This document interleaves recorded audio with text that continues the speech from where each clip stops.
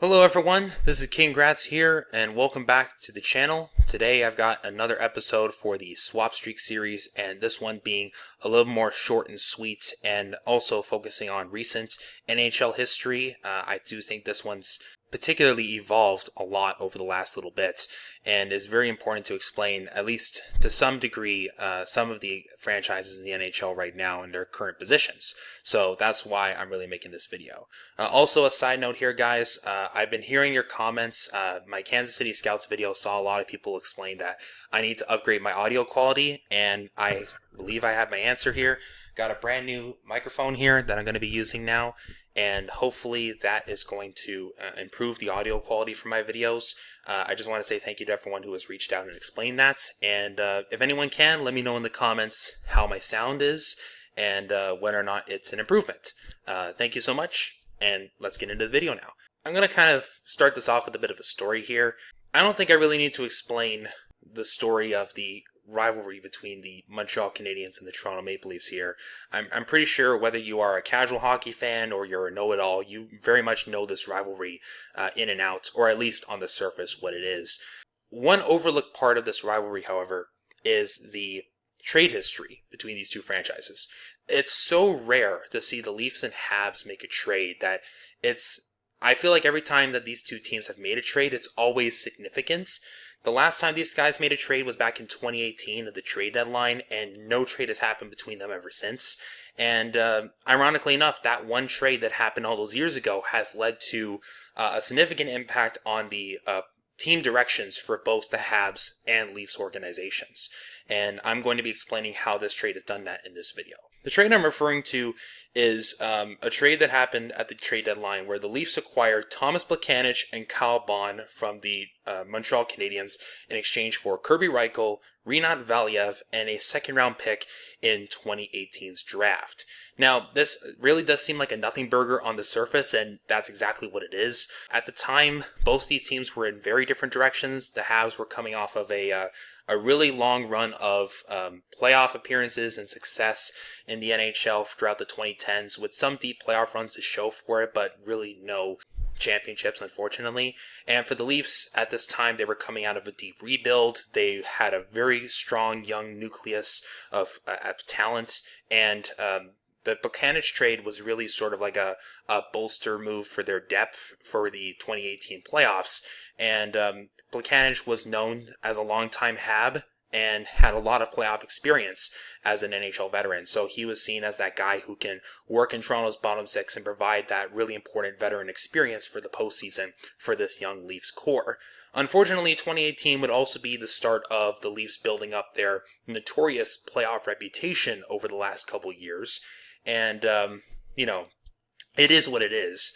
And this trade really didn't do much for the Leafs in that postseason. Plekanec did have some success against the Boston Bruins in the first round in 2018, but outside of this series, he wouldn't contribute anything else for the Leafs organization, as he would lead the team as a free agent. Kyle Bond also didn't really amount to anything for Toronto. He never got traded again after this, and I don't even think he even appeared in a game, at least from what I know. For the Habs, on the other hand, they would use the second-round pick in 2018 to draft Jacob Olofsson, who has spent basically his entire career in Europe. He's mostly played in Liga and the SHL over the last couple years. I believe he's 25 years old right now, and the likelihood of him becoming an NHL caliber player is probably highly unlikely. He doesn't have a contract with the Canadiens organization, who still hold his rights to this day, and I think his career is most likely going to be stuck in Scandinavia, and that's kind of unfortunate for him, but it is what it is. Kirby Reichel would later get traded to the Calgary Flames in a one-for-one deal for Hunter Shinkruk. Both of these guys didn't amount to anything for either organization, and they never got traded again, so no need to worry about it. And what really keeps this thing going is Rinat Valiev, a guy who I never really thought much about, and interestingly enough, he would help contribute to the Habs' early success in the 2020s. Particularly, what I'm referring to here is that Rinat Valiev was later traded alongside of Matt Taormina to the Calgary Flames, for Brett Kulak. And Brett Kulak has played a very notable role in the NHL over the last few years. With the Canadiens, he was a very steady top four defenseman, helping the Habs significantly during that 2021 Cinderella run to the Stanley Cup final. Of course, the Habs would go on a complete nosedive in the 2021-22 season due to a myriad of injuries and poor performance and everything like that.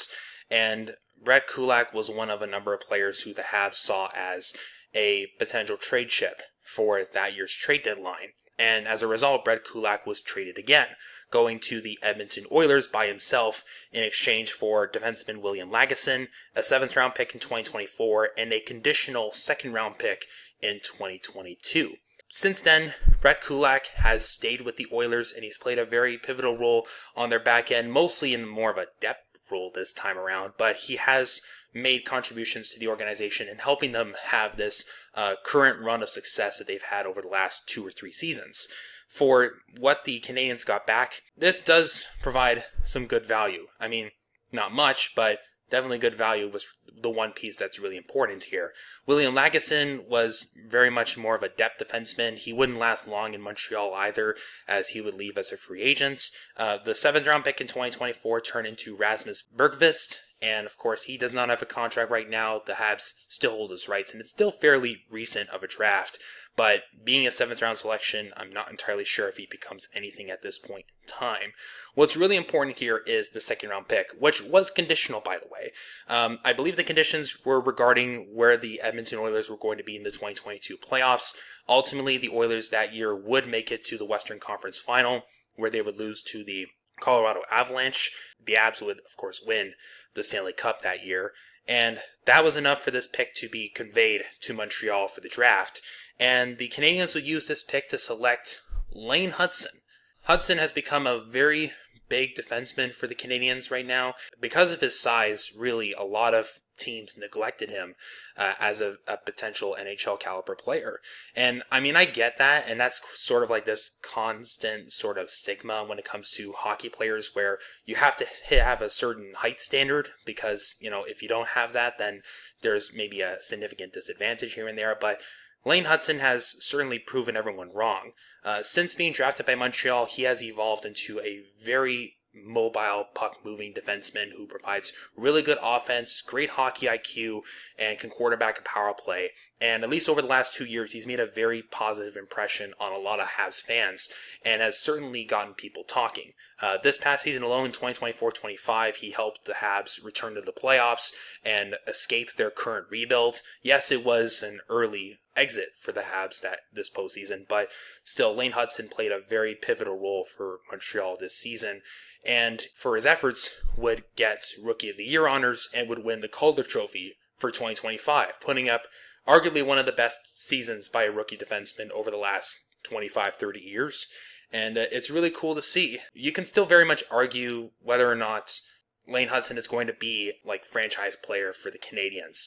But right now, he certainly appears to be a mainstay talent on Montreal's blue line for at least the next few years, and probably is going to be haunting a lot of teams for the foreseeable future.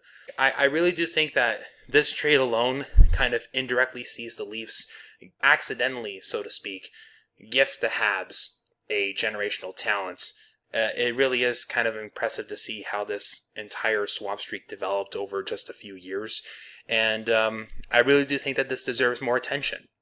But yes, anyway, that's all I got. So thank you so much for watching. Please don't forget to leave a like and subscribe to the channel if you want to see more content like this one. Thank you again, and I will see you all in my next video.